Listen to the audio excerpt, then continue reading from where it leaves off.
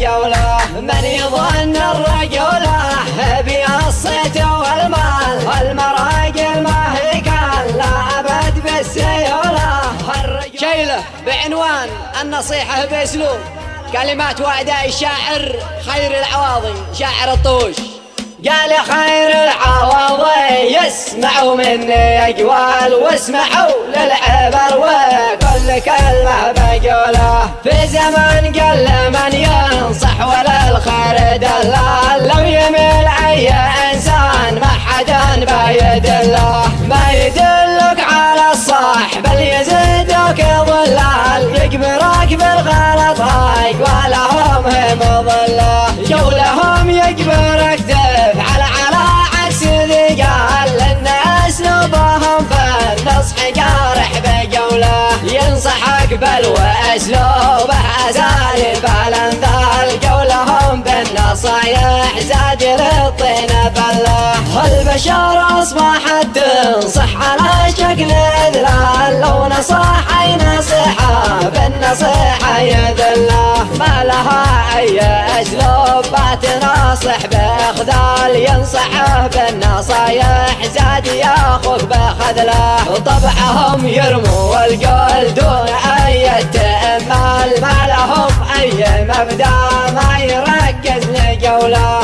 النصيحة بأسلوب تجعل الشخص جبال، لو نصحته أخذ منك النصيحة وجبله. لو تريد تنصح إنسان انصحه دون ثقال، لا تكرر نصايح كثرها هي مملة. وانصحك لا تزيد كثرة القيل والقال، لأن هذه الطبيعة مستواك تنزله. والغيبة والنميمة هذهن شر الأعمال، الكلام في ظهور الناس بالخفا عنه. والفضول اتركه مالك وما لا تتدخل، كل واحد بنفسه حر مالك ومنه. اي شذي دخلك بالناس كلا ولا حال، خص نفسك وخلاك كل واحد وشعنه.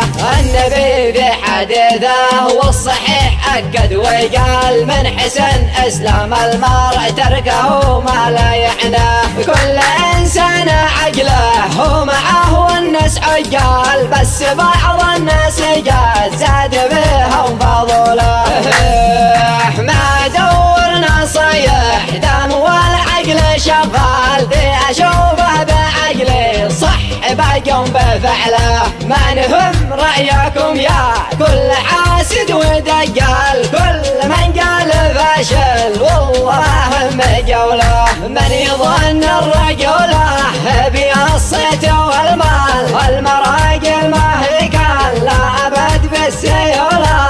الرجولة مواقف نكتشفها بالأفعال، الوفاء والكرم هذه صفات الرجولة.